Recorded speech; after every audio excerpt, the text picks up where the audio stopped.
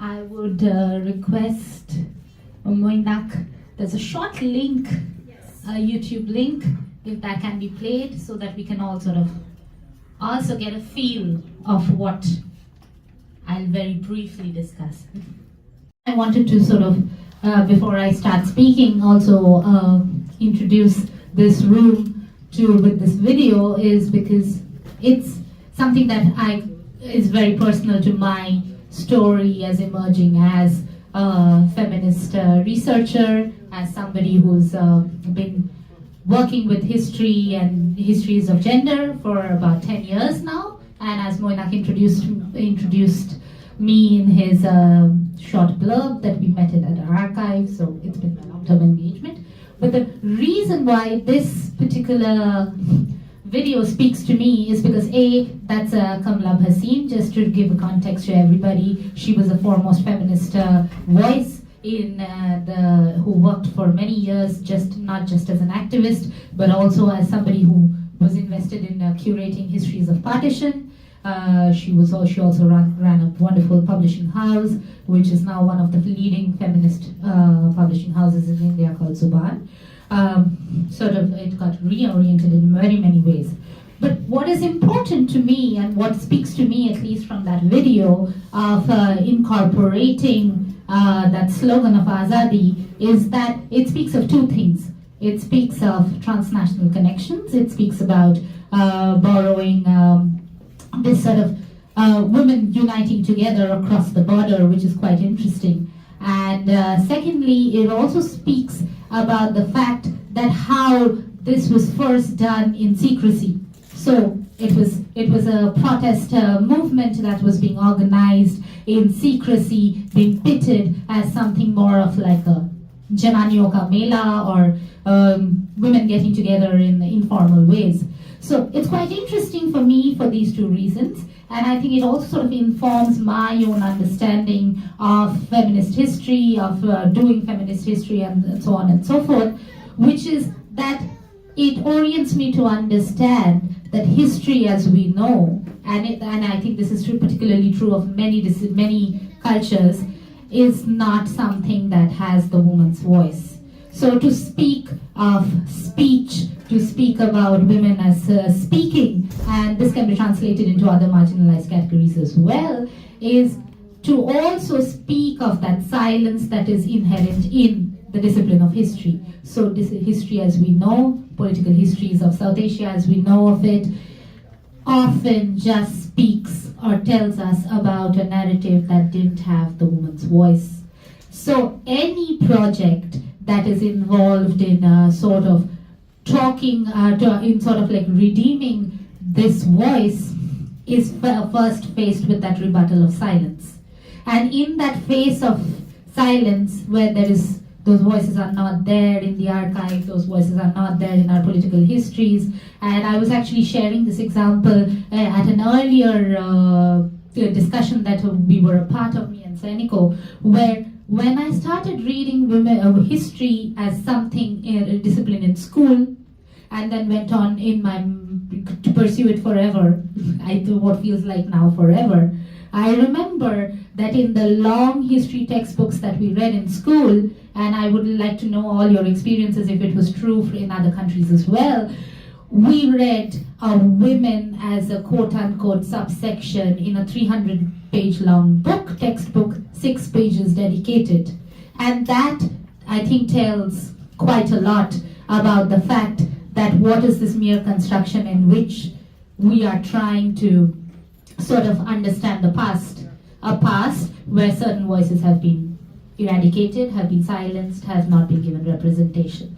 So from there to Kamla Bhasin talking about transnational solidarities is quite important, because I think it also sort of tells us that the speech, when it is sort of implicated within the idea of women's voices or gender issues of gender, in itself, talking is a political act.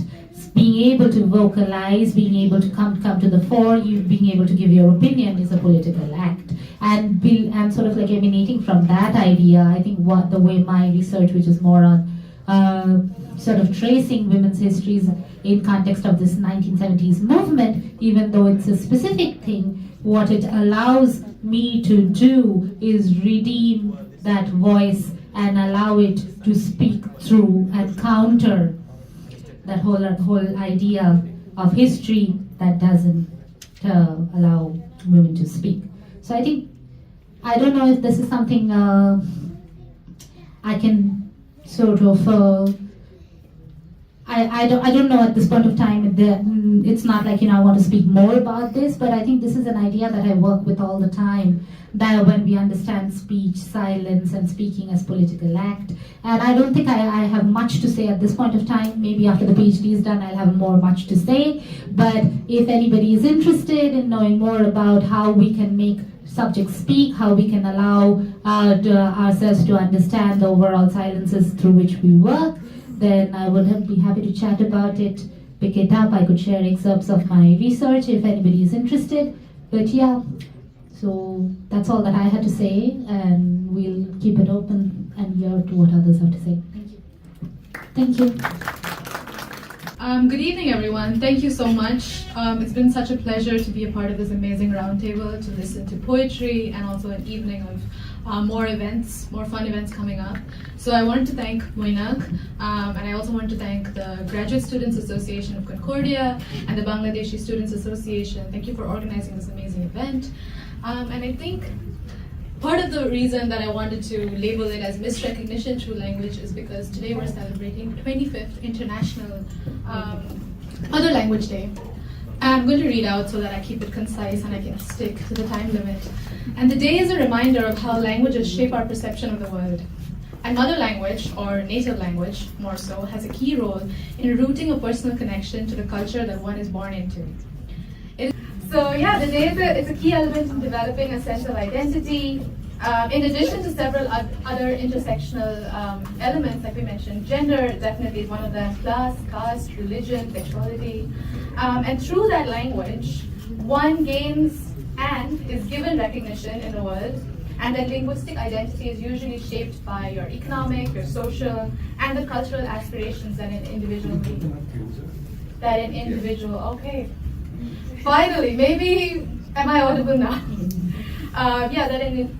So the cultural, the economic, and the social aspirations that one may have.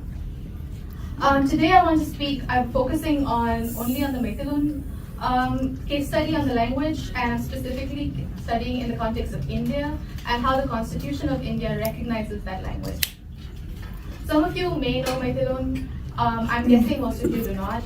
And for those who are not familiar, it is the language spoken by Meitei people, predominantly in the valley of Manipur. You'll also find about some thousand families in Assam and in Tripura. And then according to the statistics, about 15,000 people, mostly in Sylhet in Bangladesh, and then 40,000 in eastern provinces of Kachin and Shan, amongst others in Myanmar. In each of these countries, Meitei population are a racialized ethnic minority, unrecognized or misrecognized by nationalizing forces in each context. In the context of India, I'm going to talk a little bit about the stakes of this misrecognition and how it can legitimize a politics of erasure. India, like many countries in Asia, has thousands of languages. And so it's a fraught process to recognize it, to classify it, and then to officialize them. There is no national language in India precisely to recognize this diversity of regional languages. Instead, we have two official languages. One is Hindi and the other is English. In addition to this, the 8th schedule recognizes 22 languages. The nation state, in turn, is tasked to protect them in order to develop these languages and make sure that efficient modern communication can be developed for these languages. Manipuri is one of them. To come back to Meiteilon, what's the connection? Meiteilon and Manipuri are often conflated as one singular identity. It's implicitly implied that when Manipuri language is added to the constitution to the 8th schedule, it implicitly reflects as Meiteilon as a language.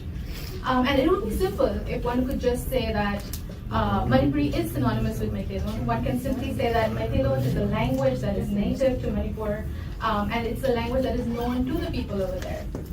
But things are rarely that simple. The conflation of this Manipuri and Meitei identity has a larger and often much more violent repercussions that we see even today. What this conflation does is two things. One is legitimizes a territorial identity through a linguistic identity. The people of Manipur speak Manipuri. But that's a little like saying the people of India speak Indian. For those of you who are familiar, when one says you speak Indian, the next question is which Indian language? Do you mean Malayalam? Do you mean Gujarati, Tamil, Bangla? It could be a lot, it could be many. And when you come within the context of Manipur, you have 33 ethnic identities. All of them speak different languages. And over here, I do not mean necessarily accents and dialogues. There have been studies about how within the same tribe, languages can be mutually unintelligible. So you have Tangkhul Naga, for instance, which is a subcategory of the Naga identity. And that draws on both Meiteilon as well as Nagamese. Nagamese, in turn, is a creolization of Assamese. You can take the case of Hado, for instance, which is another community which is still negotiating if it's a part of the Kuki identity or if it's an autonomous tribal identity by itself. So yes, it is a maze out there. And it has been difficult to classify and to recognize these languages.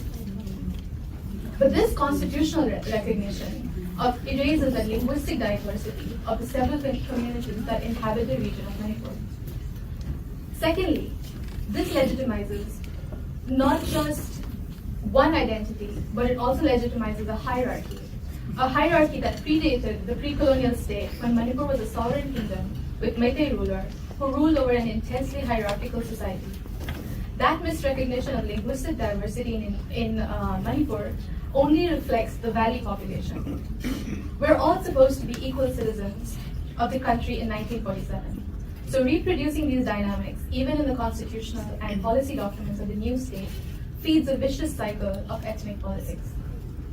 Manipur is currently undergoing a violent conflict. It's been more than two years.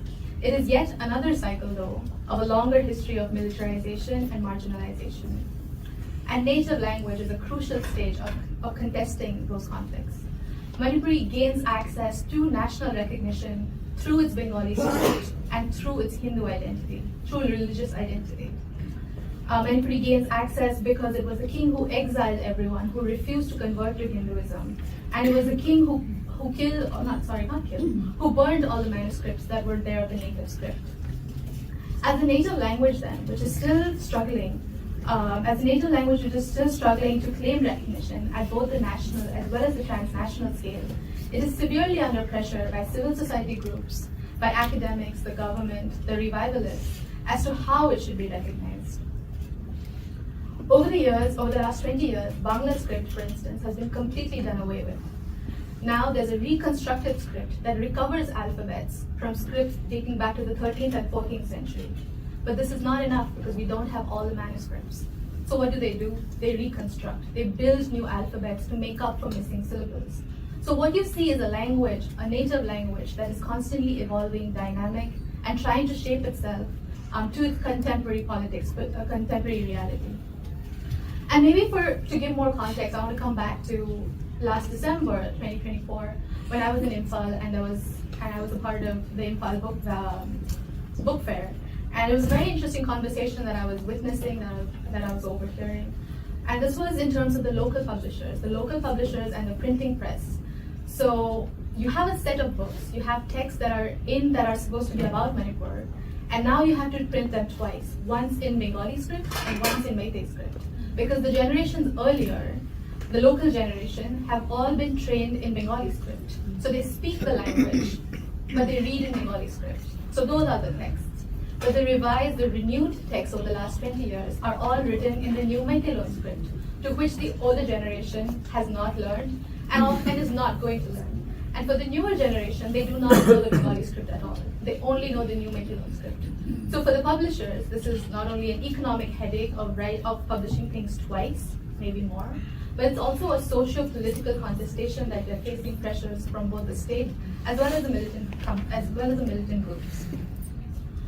So as we celebrate and honor our native languages today, I hope we take a minute to remember the long history of patronage, of resistance against that patronage often, and what became of the languages that today we call our own. Thank you.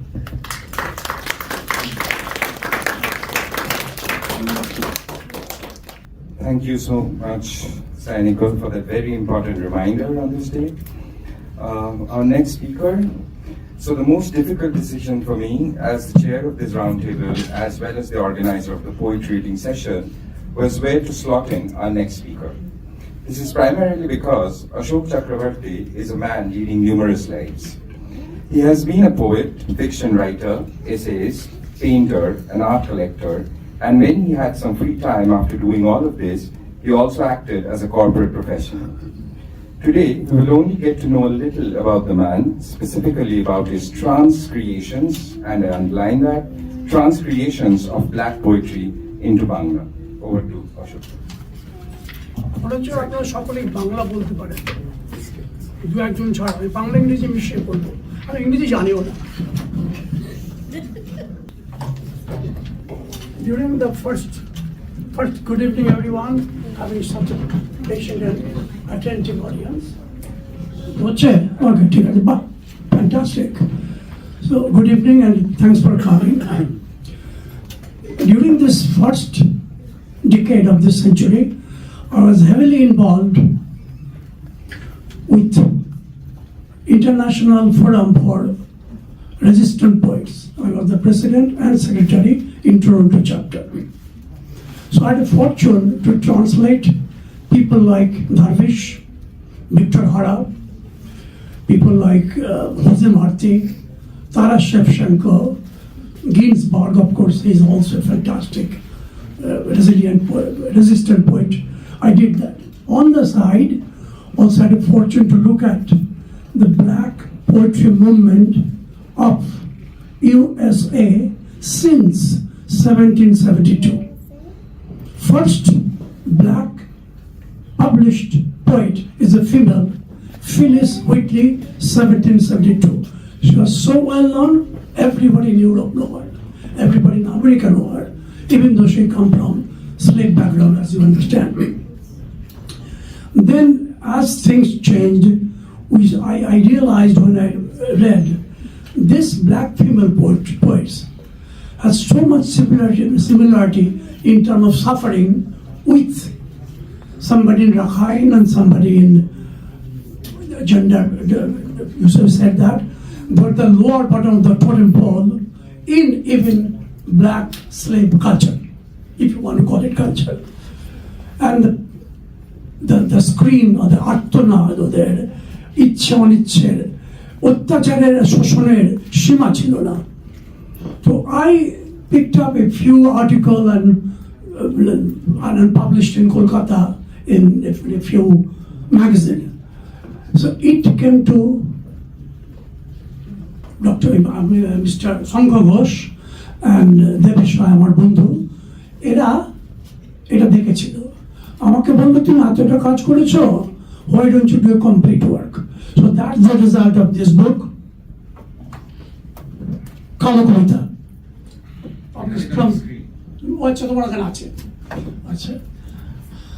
Then I realized it's not complete work, it's only the female grievances.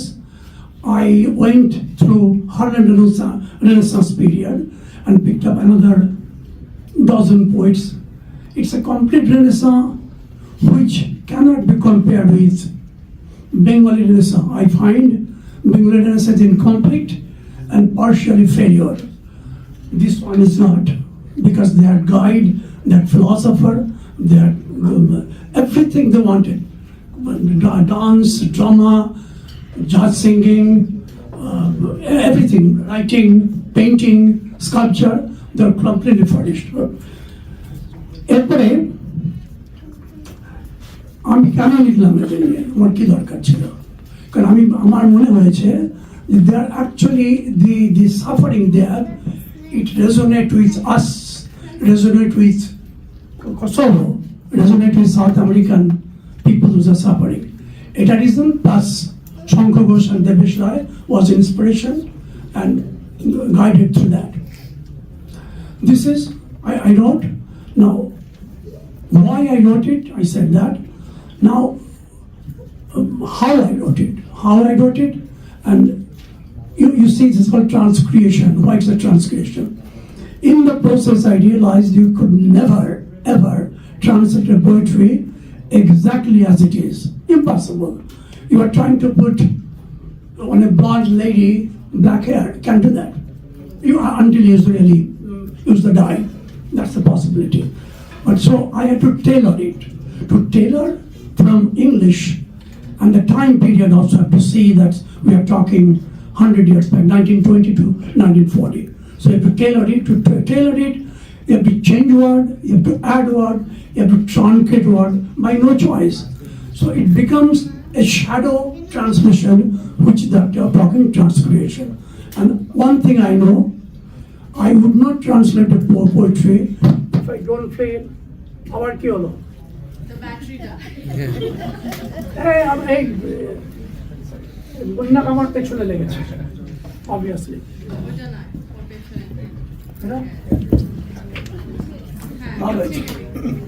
তো ওই ট্রান্সলেটটা করতে গেলে যা যা প্রয়োজনীয় দরকার exactly করা যায় না, যে ইনভেন্টো, যে প্রভার্ব, যে এক্সপ্রেশন, যে ইমাজিনারি ইউজ করা হয়, এগুলোকে করা খুব মুশকিল। তো তার জন্য I take enough liberty to add even a line or a part of the line or change the word, keeping an eye in my mind who is my targeted reader, which is Bengali people. And that's how I did it. I'll read you very short poem to give six short poems to give an idea of what happened, how did I write it. চশমা কোথায় গেল? এই খামটায় চশমা ছিল, আমার এখানে আছে। এই দার্শনিক,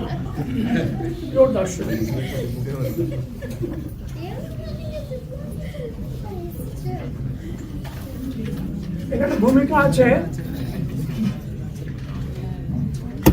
খালেদের বিবর্তনের সংক্ষিপ্ত ইতিহাস, 20 পাতার মতো। So you get a pretty good idea what happened that time.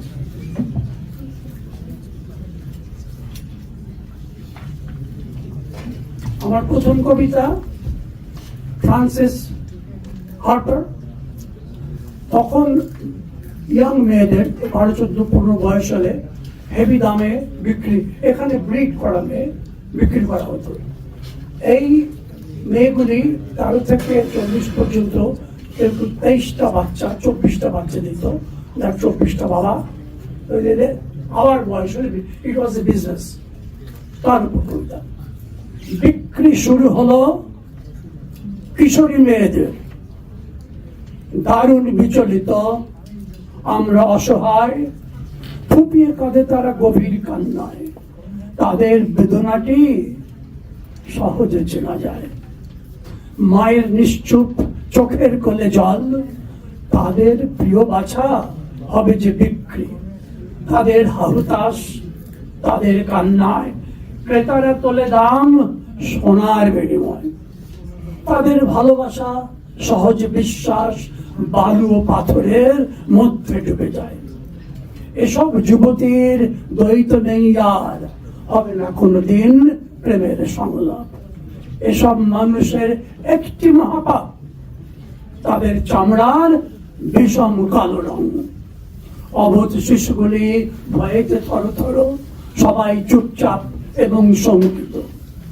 আমার ভালোবাসা গভীর কবরেই কেঁদেছে অবিরাম, মাটিতে মাথা কুটে। কখনো জানবে না স্তনের হাহাকার, যখন কেড়ে নিল আমার সন্তান।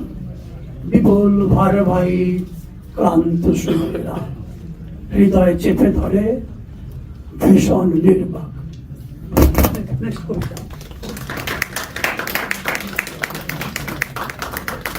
কে বললো? খুব সহজ। কে বলেছে? Audre Lorde's, hugely powerful poet. কবিতা পড়লে গায়ে কাঁটা দেবে। এদের কবিতা করতে করতে একাত্ম হয়ে গেছে, যেটাকে বললাম if I don't feel it is my poetry, I don't translate it, period.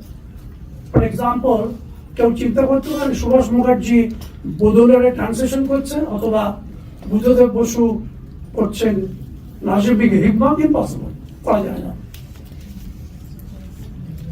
একটি বৃক্ষের খেপে ওঠার বহু রাস্তা খোলা আছে। অনেক সময় ফলবান হবার আগেই তার ডালপাড়া টুকরো টুকরো হয়ে ভেঙে পড়ে। সমবেত পদযাত্রার আগে মেয়েদের জমায়েত হয়, একসঙ্গে বসে তারা আলোচনা করে। ঝামেলা মার্কা মেয়েদের মুক্তি দেওয়ার জন্য সাহায্য করে, তারা যে কি ভীষণ ভুল করে ফেলেছে। এই সময় একটি প্রায় সাদা মানুষ ভিড়ের তোয়াক্কা না করে একেবারে লাইনের সামনে এসে দাঁড়ায়। আলাপচারী মেয়েরা ফিরেও দেখে না, প্রতিবাদও করে না, জানো তাদের নিজেদের দাসত্ব নিয়ে কোনো মাথা ব্যথা নেই, যেন এটা একটা ব্যাপারই নয়।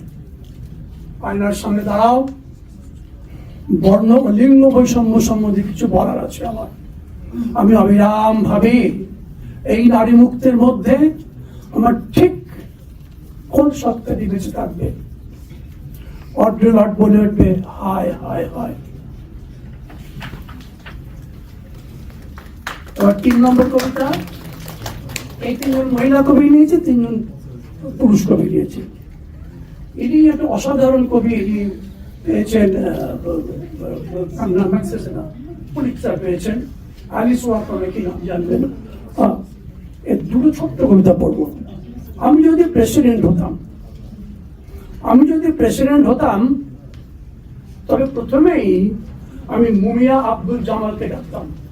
এই মুমিয়া আব্দুল জামাল বলেনি, ইনি হচ্ছেন একজন বন্দী। আমরা আন্দোলন করেছি টরন্টোয়, ইয়েতে বন্দী ছিলেন, ফ্লোরিডায় 5 জন বন্দী ছিলেন ইয়ের দায়, সাউটাজের দায়, যারা করেননি, এরা সব গুণী লোক। না, আমি প্রথমে লেয়ার্ড পেলেতিয়েরকে, ঠাকুর জন তুদেলকে, না না না হতভাগ্য ডেনিস ব্যাংক আর অ্যালিস ওয়াকারকে তো নিশ্চয়। তারপর একটা বড় সড়ো প্রেস কনফারেন্স করে বলতাম, এই যে ঝামেলা বাজার সব গুরুদেব, জিনিসপত্র গুছিয়ে নাও, জেলখানা থেকে বেরোবার সময় হয়েছে তোমাদের। এলিসকে সঙ্গে নিও, যদি না পাও তাহলে জানবে সে মোলাকাই, মেন্দাচিনো, মেক্সিকো কিংবা গাজার জেলে অবরুদ্ধ আছে। নয়তো দিল্লির পথে পথে ঝকঝকে সালোয়ার কামিজ পরে ঘুরে বেড়াচ্ছে।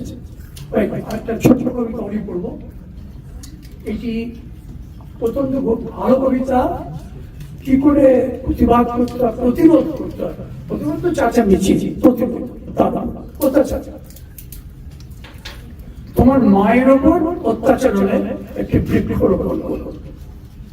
তোমার পিতা, ভাই বা বোনের ওপর অত্যাচার হলে আর একটি।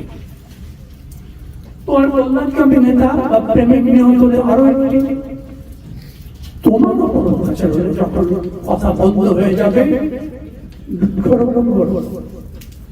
আর ওরা যখন জঙ্গল কেটে ফেলতে থাকবে, তুমি আরো বৃক্ষরোপণ করতে থাকবে, শুরু করবে একেবারে গোড়া থেকে। এর থেকে হয়ে গেল। এবার আমি রেনেসাঁসের কিছু পড়বো।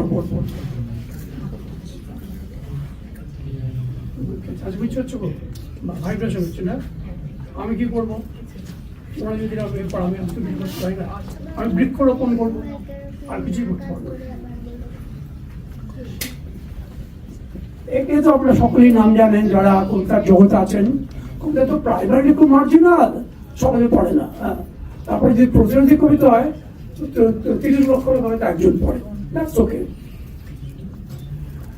লাইমস্টোন হিউজ দারুণ পোয়েট, একজন খুব ইনফ্লুয়েন্সিয়াল পোয়েট, রেনেসাঁসের সময়কার।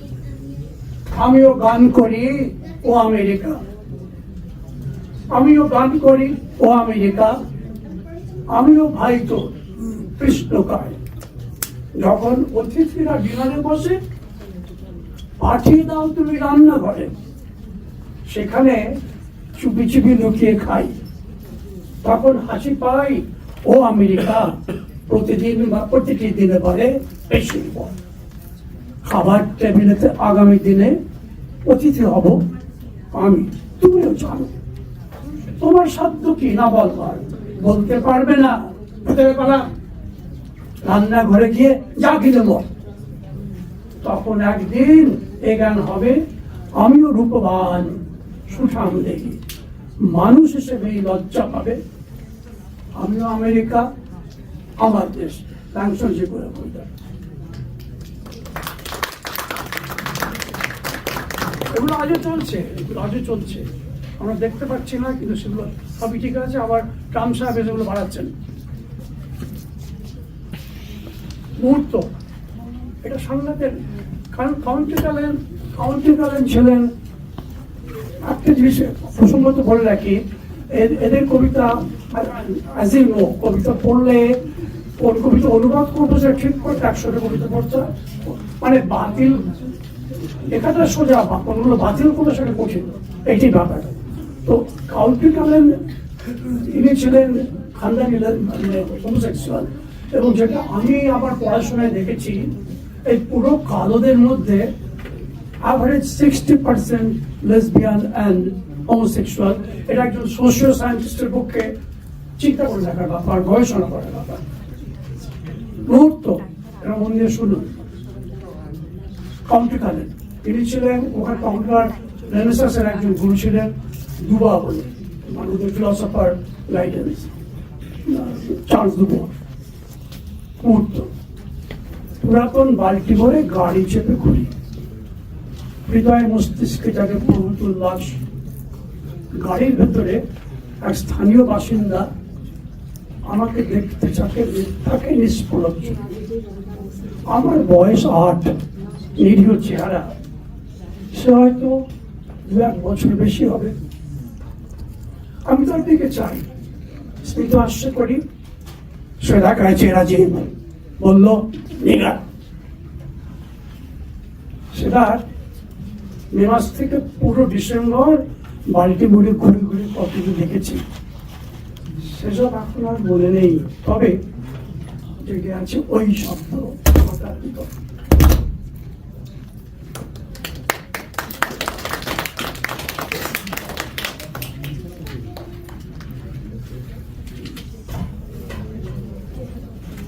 শেষ কবিতা, শেষের কবিতা নয়, শেষ কবিতা। আমির বারাকা হচ্ছেন এই যে আমাদের হার্ডার হয়ে গেছে, তার একটা পরিপক্ক ফসল। 65 উনি কাজ করেছেন, মার্টিন লুথার কিং, তারপরে ওই মারা গেল কালো মেরে ফেলা হলো, সেখান থেকে ঘুরে এসেছেন। এবং তিনি বলেন আমাদের মুক্তির জন্য ভাবতে হবে যে আমরা কালো এবং এইটাই আমাদের প্রায়। এবং ইনি একদল মহিলা কবি তৈরি করে ফেলছেন, যেটা অ্যানালজিক্যালি নয়, প্যারালালি সুবিধাবতী সম্বন্ধে বলা যায়।